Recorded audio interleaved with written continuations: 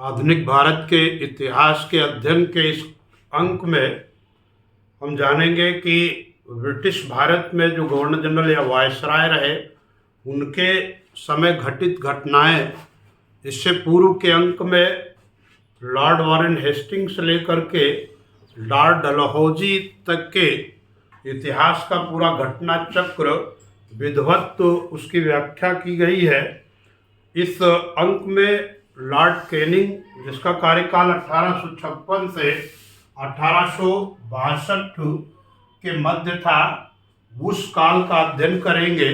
तो Lord Canning के समय की जो सबसे बड़ी घटना इतिहास की है वो 1857 की क्रांति है।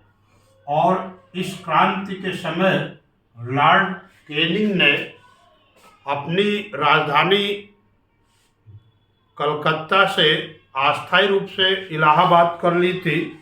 और ये जो 1857 की क्रांति के पश्चात जो है बहुत सारे ऐतिहासिक परिवर्तन हुए थे। उनमें ये पहला ये था कि ईस्ट इंडिया कंपनी के शासन की समाप्ति हो गई थी और जो भारतीय मामले थे वो अब सीधे ब्रिटिश क्राउन के अधीन हो गए थे। यानी ईस्ट इंडिया कंपनी के शासन का अंत हुआ और वो सीधे ब्रिटिश क्राउन के अधीन हो गया। साथ में ये भी देखा था कि 1857 की क्रांति में जो है ग्वालियर का सिंधिया परिवार और हैदराबाद का निज़ाम जो था उसने अंग्रेज़ों की मदद की थी। और अंग्रेज़ों ने इसलिए एक नई पॉलिसी, जहां अब तक लॉर्ड डलहौजी राजनीतिक साम्राज्यवाद के अभियान के तहत तो वो भारतीय राज्यों और रियासतों को ब्रिटिश साम्राज्य का हिस्सा बना रहा था, चाहे वो जो है व्यक्तिगत नीति हो, यानी डॉक्ट्रिन ऑफ लैप्स, गोद निषेध प्रथा या हड़प नीति के तहत।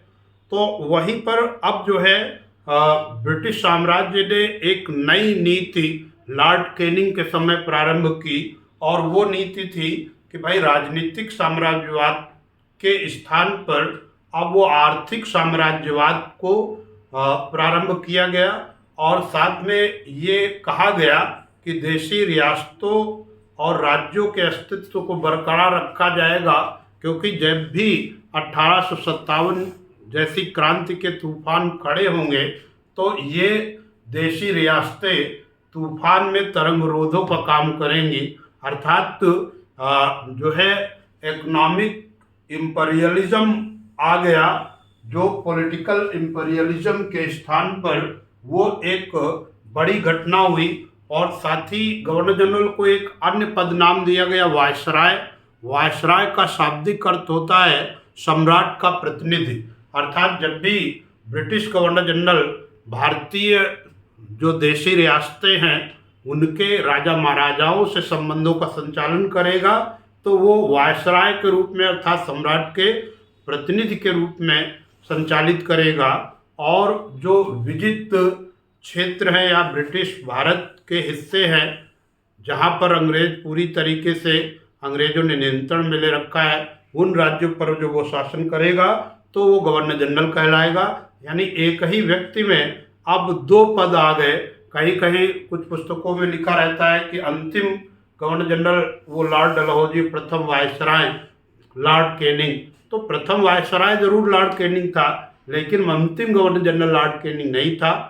वो गवर्नर जनरल के रूप में भी काम करता रहा और वायसराय के रूप में भी काम करता रहा। यहाँ पर साथियों एक और महत्वपूर्ण बिंदु है। एक अर्थशास्त्री विल्सन को लॉर्ड कैनिंग ने आमंत्रित किया था और विल्सन ने अपने अध्ययन के उपरांत 500 से अधिक आय पर, 500 रुपये से अधिक आय पर आयकर लगाने की सिफारिश कर दी थी। यानी आयकर की जो शुरुआत हुई थी वो लॉर्ड कैनिंग के समय हुई थी और उस समय वार्षिक आय 500 रुपये से अधिक अगर है किसी व्यक्ति की तो वो जो है आयकर देगा। यानी आयकर का सर्वप्रथम प्राविधान करने का कार्य लॉर्ड कैनिंग के समय हुआ था। यहाँ पर साथियों एक और महत्वपूर्ण बात है कि जो विधवा पुनर्विवाह अधिनियम, विधवा पुनर्विवाह अधिनियम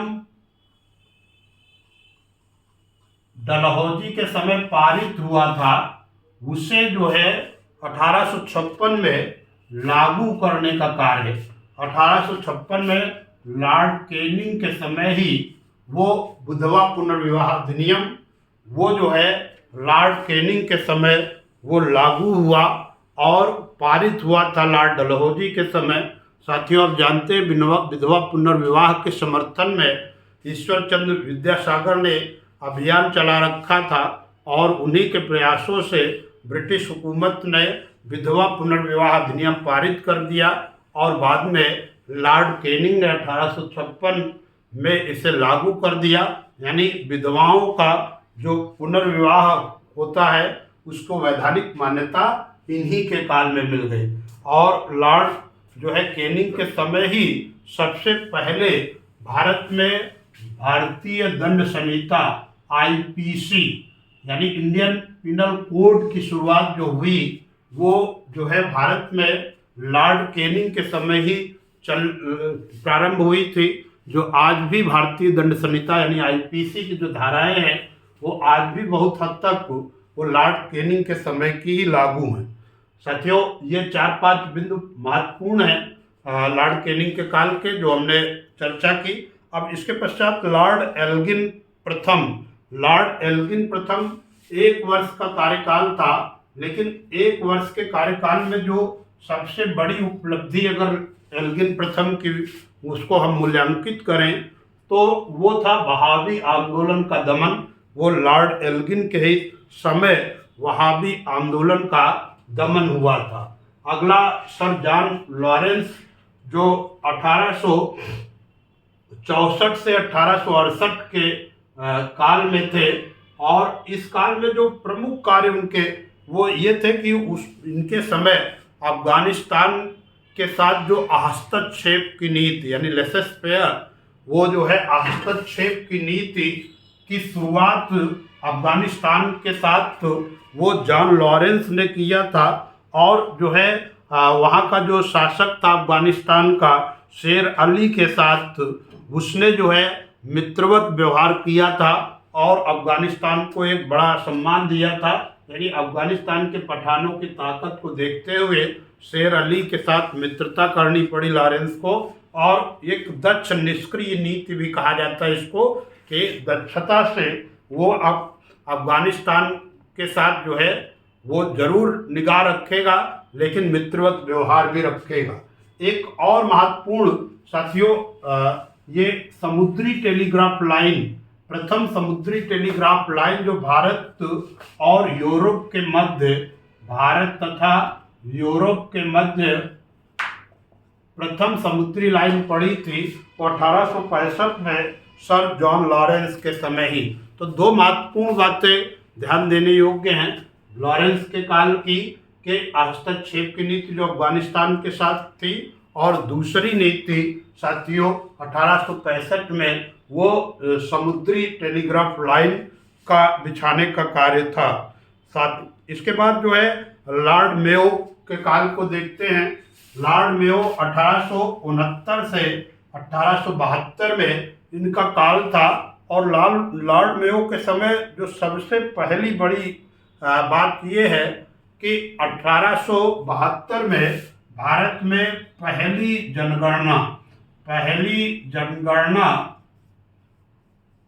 करवाने का श्रेय वो जो है लॉर्ड मेयो को जाता है। लेकिन ये जो है ये जनगणना अपरिष्कृत आंकड़ों वाली थी और जो है ये गैर दशकीय जनगणना थी। यानी इसमें दशकीय मतलब 10 वर्ष के सिद्धांत को ध्यान में नहीं रखा गया था। तो ये अपरिष्कृत आंकड़ों वाली गैर दशकीय जनगणना जो पहली हुई वो लॉर्ड मेयो के काल में हुई।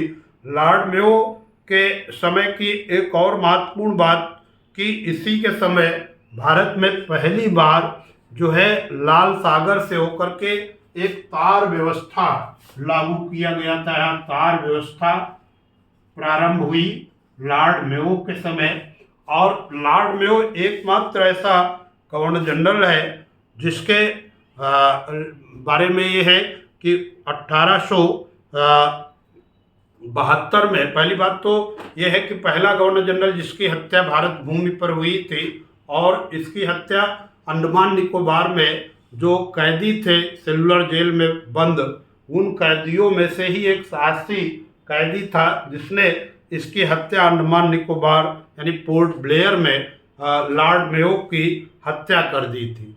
लॉर्ड मेयो के काल में प्रसिद्ध कूका विद्रोह जो है इसी के काल में हुआ।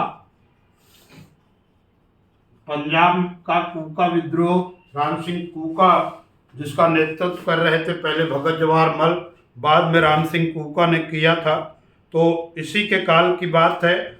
अब लॉर्ड नॉर्थब्रुक का 1 वर्ष का जो कार्यकाल था उसमें एक महत्वपूर्ण घटना पहली तो ये कि इसी के काल में बिहार में अकाल पड़ा, और बाद में सर सैयद अहमद खान ने इसी के समय एंग्लो मोहम्मडन स्कूल की स्थापना वो जो है अलीगढ़ में कर दी थी, जो बाद में 1916 में वो एंग्लो मोहम्मडन स्कूल वो बदल गया था अलीगढ़ मुस्लिम विश्वविद्यालय AMU, जो आज भी केंद्रीय विश्वविद्यालय के रूप में अलीगढ़ में कार्य कर रहा है।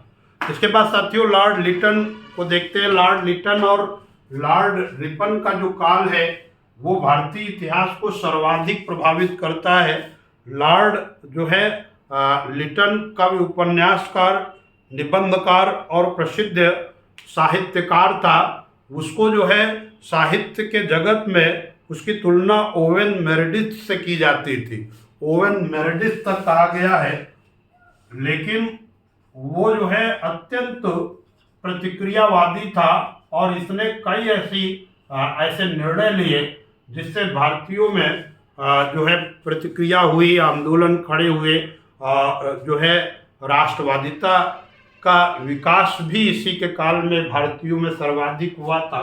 तो एक एक घटना लेते हैं। कवि, साहित्यकार, उपन्यासकार, निबंधकार होने के बावजूद ये अत्यंत प्रतिक्रियावादी था, और इसने जो निर्णय लिए उनमें कई महत्वपूर्ण निर्णय। पहली बात तो इसने एक जो है 1878 में रिचर्ड स्ट्रेची की अध्यक्षता में अकाल आयोग स्थापित किया।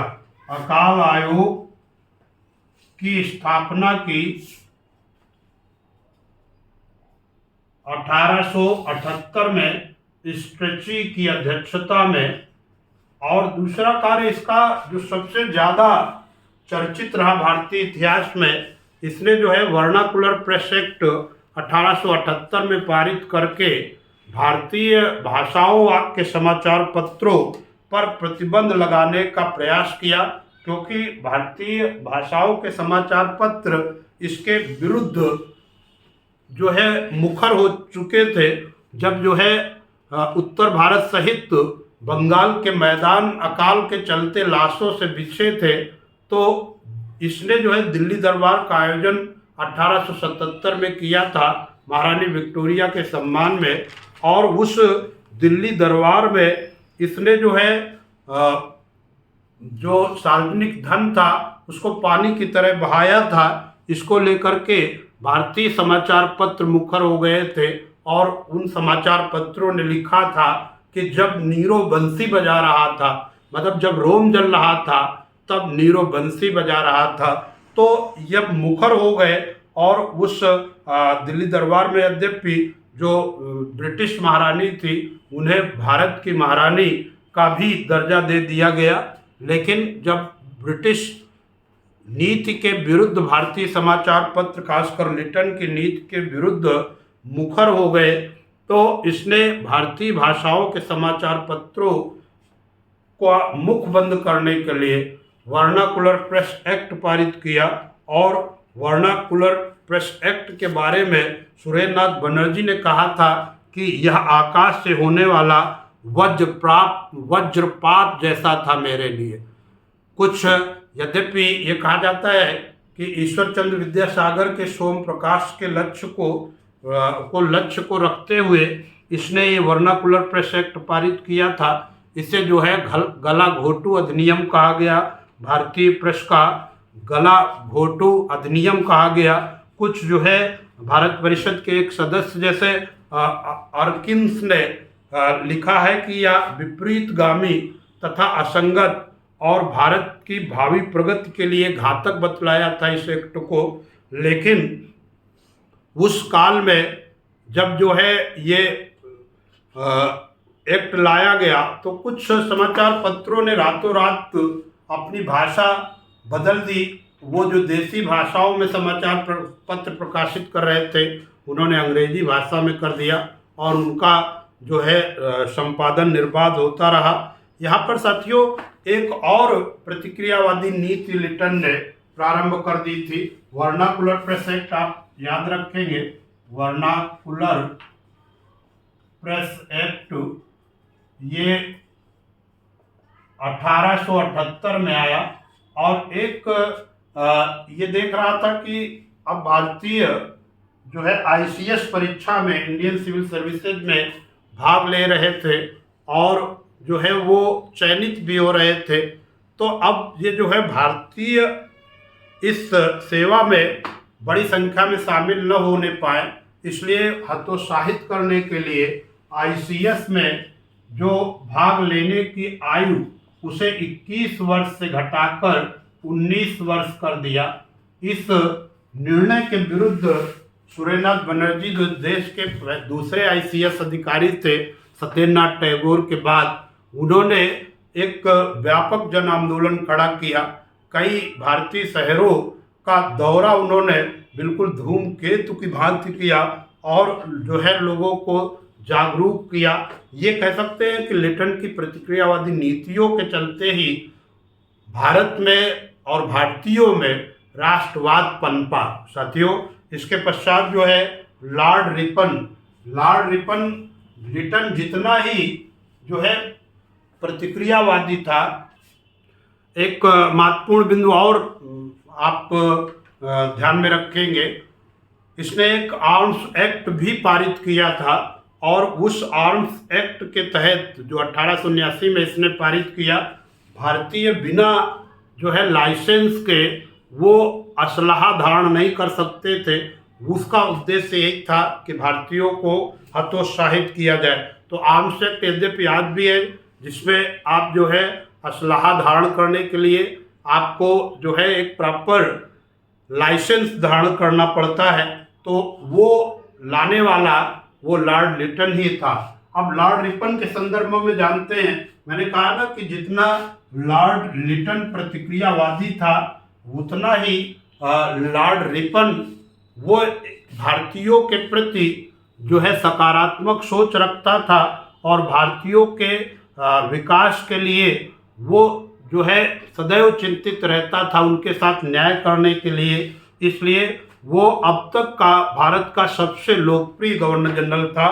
इसके युग का कर्तव्य नामक एक पुस्तक लिखी गई है, उसमें कहा गया है कि वास्तव में इसके कार्यों की यदि प्रशंसा की जाए तो वो शब्द नहीं मिलते हैं। फ्लोरेंस नाइटिंगेल ने लॉर्ड रिपन को सज्जन रिपन की संज्ञा दी थी। मदन मोहन मालवीय ने कांग्रेस के 1909 के अधिवेशन में कहा था कि रिपन सभी वायसरायों में सबसे लोकप्रिय है। तो साथियों इनके समय की घटनाओं को देखते हैं। पहली बात तो यही है कि जो लॉर्ड मेयो ने जनगणना प्रारंभ की थी उसमें लॉर्ड रिपन ने 1881 में परिष्कृत आंकड़ों वाली प्रथम दशकीय जनगणना, परिष्कृत आंकड़ों वाली प्रथम दशकीय जनगणना को प्रारंभ करने का श्रेय इसे दिया जाता है। दूसरा पॉइंट महत्वपूर्ण है कि भारत में जो है स्थानीय स्वशासन का जनक है, उसने ही सबसे पहले स्थानीय स्वशासन की संस्थाओं अर्थात ग्राम पंचायतें, क्षेत्र पंचायतें, जिला पंचायत या नगर निगम, नगर पालिका आदि को जो है वैधानिक दर्जा दिया था। और उसका मानना था कि इन संस्थाओं को जो है सत्ता हस्तांतरित किया जाए और वो एक स्वायत्त संस्था के रूप में कार्य करें। इसके लिए उन्हें जो है आवश्यक वित्त की भी व्यवस्था की जाए। तो भारत में स्थानीय स्वशासन का जनक यानी father of local self government वो जो है लॉर्ड रिपन ही था। इसके बाद एक और महत्वपूर्ण कदम जो 1878 में लॉर्ड लिटन ने वर्नाकुलर प्रेस एक्ट को लागू किया था। 1882 में इस वर्नाकुलर प्रेस एक्ट को वापस लेने का कार्य किया गया। ये वर्नाकुलर प्रेस एक्ट को वापस कर लिया लॉर्ड रिपन ने। इसके बाद जो है एक हंटर आयोग का गठन किया था। भारतीयों के शिक्षा के विकास के लिए शिक्षा के अध्ययन हेतु जो है हंटर आयोग का गठन इसी के काल में हुआ। हंटर आयोग का गठन हुआ। इसके बाद जो है एक इल्बर्ट बिल जो लाने का श्रेय है वो भी जो है वो लॉर्ड रिपन को जाता है। इल्बर्ट बिल के तहत ये प्राविधान कर दिया गया था कि अब जो है यूरोपियों के विरुद्ध जो मामले आएंगे उनकी सुनवाई भारतीय मूल के जो जज हैं यानी भारतीय जज न्यायाधीश है उनकी भी अदालत में सुने जा सकेंगे। तो इस इल्बर्ट बिल विवाद का इतना जो है विरोध किया स्वयं अंग्रेजों ने कि उसे भारतीय इतिहास में स्वायत्त विद्रोह की संज्ञा दी गई और उसी विवाद से आहत होकर के लॉर्ड रिपन ने भारत छोड़ दिया और जो है वो पद त्याग करके वो यूरोप चला गया। यानी जो सबसे अच्छा गवर्नर जनरल था, भारतीयों में अत्यंत लोकप्रिय था, उसका इस कदर जो है वापसी हुई यूरोप। तो इल्बर्ट बिल विवाद साथियों, इल्बर्ट बिल विवाद को आपने समझा। इस विवाद के बारे में ये स्वायत्त विद्रोह हो गया था, यानी अंग्रेज लोग स्वयं विद्रोह कर दिए थे, क्योंकि इस बिल में यह प्राविधान था कि अब भारतीय न्यायाधीशों की अदालत में वो सुनवाई यूरोपियों की भी होगी। इसके बाद जो है एक अकाल संहिता को प्रारंभ किया था। रिपन ने 1883 में अकाल संहिता प्रारंभ किया। अगला साथियों, अगला गवर्नर जनरल लॉर्ड डफरिन, इन्हें समझते हैं 1884 से 1888 तक लॉर्ड डफरिन का काल था। लॉर्ड डफरिन ने एक जो है आयोग गठित किया था और आयोग को एक कार्य सौंपा था कि आखिर जो है 1857 की क्रांति के कारण क्या थे। तो आयोग ने अपने प्रतिवेदन में कहा था कि 1857 की क्रांति का प्रमुख कारण वस्तुतः शासकों और शासितों के मध्य दूरी। तो वो जो है लॉर्ड डफरिन चाहता था कि भारतीयों का एक ऐसा कांग्रेस जैसा मंच तैयार हो जिस मंच के माध्यम से भारतीय समय समय पर अपने असंतोष को प्रकट कर सकें और उस असंतोष के निपटारे के लिए समय रहते ब्रिटिश हुकूमत निर्णय ले सके, ताकि जो है 1857 जैसी क्रांति पुनः न हो और ब्रिटिश शासन भारत में निर्बाध लंबे समय तक बना रहे। तो इसके समय जो सबसे बड़ी बात थी वो यही कि कांग्रेस की स्थापना एओ ह्यूम ने की थी। एओ ह्यूम एक ICS अधिकारी थे और शिमला के कलेक्टर रहते हुए इन्होंने भारतीयों के हित में अनेक कार्य किए थे। इन्हें शिमला का सन्यासी भारतीय कहते थे। तो इनकी पकड़ भारतीयों में थी। डफरिन ने इन्हें तैनात किया था कि भारतीय नेताओं को प्रेरित करके एक ऐसा मंच तैयार किया जाए।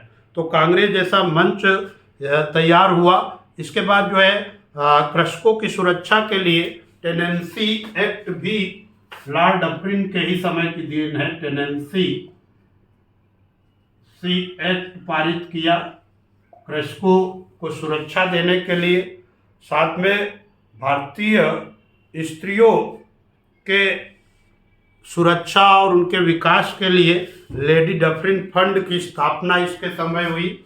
1885 में जो लेडी डफरिन फंड है उसकी स्थापना इसने की थी, विशेषकर स्त्रियों की सुरक्षा और उनके विकास हेतु।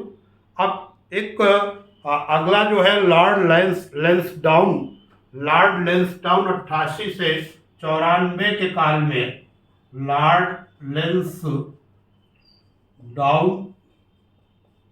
1888 से 94 के बीच में रहे।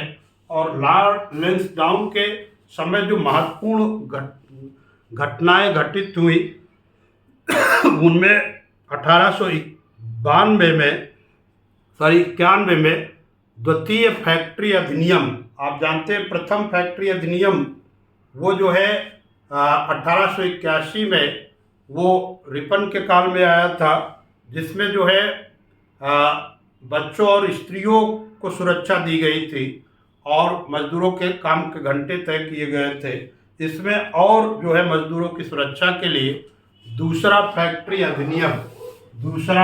अधिनियम सेकंड फैक्ट्री अधिनियम जो आया वो इसी काल की देन है, 1891।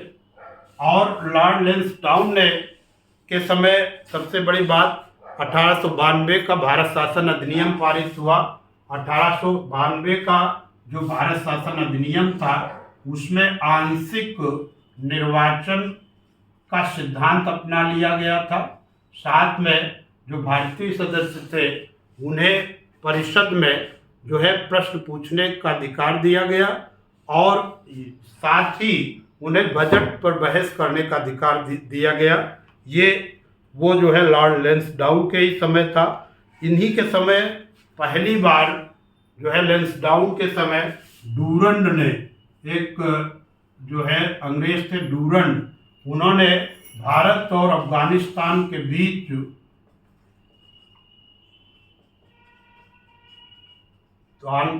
जो है डूरंड रेखा तय की थी। डूरंड रेखा, ये अब डूरंड रेखा पाकिस्तान और अफगानिस्तान के मध्य है, लेकिन उस समय ये जो डूरंड रेखा थी वो अविभाजित भारत में वो जो है भारत और अफगानिस्तान के मध्य तय हुई थी। यहाँ पर साथियों लॉर्ड एल्गिन द्वितीय के कार्यकाल को समझते हैं। 5 वर्ष के कार्यकाल में रहा था लॉर्ड एल्गिन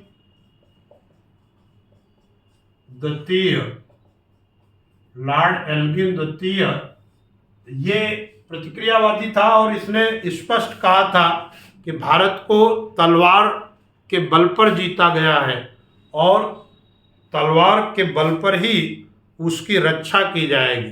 तो एक स्टेटमेंट एल्गिन द्वितीय का ये बहुत पूछा जाता है परीक्षाओं में कि भारत को तलवार के बल पर जीता गया है और उसकी तलवार के बल पर ही रक्षा की जाएगी। इसी के काल में जो है स्वामी विवेकानंद ने वेल्लूर में एक वेल्लूर मठ की स्थापना की थी।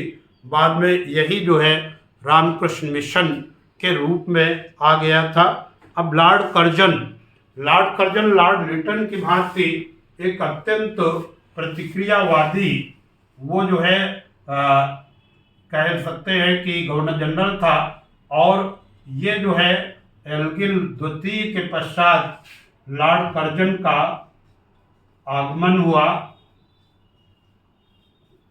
लॉर्ड कर्जन का जो कार्यकाल है वो साथियों 99 से लेकर के 1905 और इस काल में इसने भारत को ये कह ले कि बुरी तरीके से प्रभावित किया। और इस लॉर्ड कर्जन के संदर्भ में ये कहा जाता है कि इसने कुछ भी नहीं किया। भारतीयों ने कहा कि इसका काल तो केवल आयोगों, भूलों और शिष्टमंडलों का काल मात्र है, यानी कमीशंस, ओमिशंस और मिशंस का काल, कमीशंस, ओमिशंस और मिशंस का काल कहा गया। इसने जो है इसके काल में 1899 1900 में भीषण अकाल पड़े और इसने जो है मैकडोनल्ड की अध्यक्षता में एक अकाल आयोग का गठन किया। 1901 में सर मैनक्रीफ की अध्यक्षता में इसने सिंचाई आयोग का गठन किया और एंड्रयू फ्रेजर की अध्यक्षता में 1902 में इसने पुलिस आयोग का गठन किया। ये तीन प्रमुख आयोग जो है इसी के काल की देन है। 1903 में इसने एक डिपार्टमेंट सीआईडी यानी क्रिमिनल इन्वेस्टिगेशन डिपार्टमेंट सीआईडी की स्थापना इसी के समय हुई थी। और इसके काल में जो भारत में, चूँकि ये जो है सहकारिता आंदोलन का जनक यानी फादर ऑफ कोऑपरेटिव सोसाइटीज़, ये जो है सहकारिता आंदोलन यानी कोऑपरेटिव मूवमेंट का ये जनक कहलाता है। और ये उद्देश्य इसका ये था कि कम ब्याज पर कृषकों को वो काश्तकारी ऋण उपलब्ध हो सके, ये इसका उद्देश्य था। ये जो है कर्जन इतिहास और पुरातत्व में रुचि रखता था और इसी के काल में एक पुरातत्व अधिनियम पारित हुआ था। साथ में इसने लॉर्ड किचनर को जो है भारतीय सेना का जब इसके समय अध्यक्ष बनाया गया, यद्यपि वो एक विवाद के रूप में मैं बाद में लेता हूँ। पहले कुछ घटनाएं ये है कि लॉर्ड कर्जन जो है भारतीयों को झूठा और मक्कार साबित करने के फिराक में रहता था। वो जब वो जो है ढाका विश्वविद्यालय में जो है दीक्षांत समारोह में बोल रहा था तो उसने कहा था कि यद्यपि सत्य का मान पूर्व में है किंतु वस्तुतः सत्य पाश्चात्य अवधारणा है। यानी उसके कहने का सीधा तात्पर्य ये था कि भारतीय झूठे और मक्कार हैं, किंतु जब वो अंग्रेजों के सानिध्य में आए तो वो भी सत्य बोलना सीख गए। तो इस पर जो है उसके जो डींगे हाँक रहा था तो कई भारतीय समाचार पत्रों ने उसको छापा हेडिंग के रूप में कि यद्यपि सत्य का मान जो है पूर्व में है किंतु सत्य वस्तुतः पाश्चात्य अवधारणा है, लॉर्ड कर्जन। और साथ में उसमें एक बॉक्स में छाप दिया कि लॉर्ड कर्जन ने अपनी आत्मकथा में एक झूठ का महिमा मंडन किया था और वो झूठ ये था कि जब ब्रिटिश महारानी के प्रतिनिधि के रूप में उसे जो है कोरियाई साम्राज्य में महारानी कोरिया से मिलने भेजा गया तो उसने कहा लिखा कि मैंने सुन रखा था कि दक्षिण कोरिया के लोग यानी कोरियाई लोग उम्र दराज लोगों के प्रति जो है बड़ा सम्मान रखते हैं। तो मेरी उस समय आयु 40 थी, लेकिन मैंने इस सम्मान को प्राप्त करने के लिए मैंने जो है जल यात्रा के दौरान ही ये सोच लिया कि मैं अपनी आयु बढ़ा करके 5 वर्ष बढ़ा के बताऊंगा 45। और जैसे ही संयोग ही था कि जब मैं महारानी कोरिया से भेंट किया, कर्जन ने लिखा तो उनका पहले ही प्रश्न था कि मिस्टर कर्जन आपकी उम्र क्या होगी। तो मैंने जो है 40 के स्थान पर 45 बताया। और फिर महारानी कोरिया ने जब कहा कि नहीं आपकी लगती तो नहीं इतनी, तो मैंने एक और झूठ बोला कि जो है यूरोप की स्वास्थ्यवर्धक जलवायु के चलते हमारी उम्र इतनी नहीं दिखती। अब ये जो है घटना जब प्रकाशित हुई तो जो है ये समझ लीजिए कर्जन मुंह दिखाने लायक नहीं रहा। और ये बात जो है ब्रिटिश समाचार पत्र ने छाप दिया और साथ में कमेंट किया कि लगता है सत्य बोलना कर्जन ने अपनी अमेरिकी पत्नी से सीखा है, क्योंकि अमेरिका और पाश्चात्य था। तो इस तरीके से कर्जन की बिल्कुल मट्टी पलीद हो गई। कर्जन जो है फूट डालो और राज करो की नीति पर विश्वास करता था। साथियों, डिवाइड एंड रूल का सर्वाधिक प्रयोग करने वाला वो लॉर्ड कर्जन था। ढाका विश्वविद्यालय के दीक्षांत समारोह में बोलते उसने कहा था कि भाई हम पूर्वी बंगाल पर इसलिए नहीं ध्यान दे पाते क्योंकि पश्चिम बंगाल ही इतना बड़ा है। वैसे भी उस समय बंगाल में आज का बिहार और बांग्लादेश जो आज का है स्वयं बंगाल, ये सब शामिल थे। तो निश्चित रूप से प्रशासनिक जटिलता तो जरूर थी, लेकिन उसका जो है विभाजन का जो ध्येय था उसके पीछे वो दृष्टिकोण दो थे। वो ये पहला कि उस समय बंगाल राष्ट्रीय चेतना का केंद्र था और वहाँ से जो है बहुत सारी गतिविधियाँ संचालित की जाती थी। ऐसे में जो है वो चाहता था बंगाल विभाजन करके वो मतलब इस राष्ट्रीय चेतना के केंद्र को नष्ट करना चाहता था। दूसरे वो देख रहा था कि हिंदू और मुस्लिम एकता बहुत सुदृढ़ हो रही है, उस हिंदू मुस्लिम एकता का भी वो अंत करना चाहता था। भारतीयों के विरोध के बावजूद उसने 16 अक्टूबर 1905 को बंगाल विभाजन को रद्द कर दिया। हाँ, यद्यपि जब भारत में स्वदेशी और बहिष्कार आंदोलन चला तो फिर जो है जब 1912 में दिल्ली दरबार का आयोजन हुआ तब इस बंगाल विभाजन को रद्द किया गया।